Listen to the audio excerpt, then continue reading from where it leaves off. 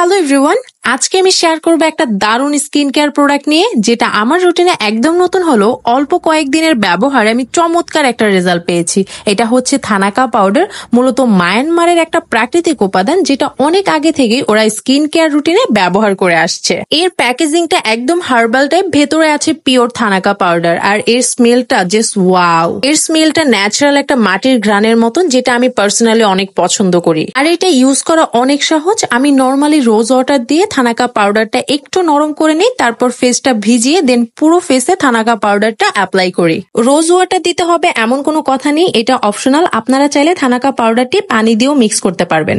আর এই থানাকা পাউডারটা অ্যাপ্লাই করার পর 15 থেকে 20 মিনিট ফেসে রেখে দিতে হবে, যতক্ষণ না পর্যন্ত এভাবে শুকিয়ে যায়।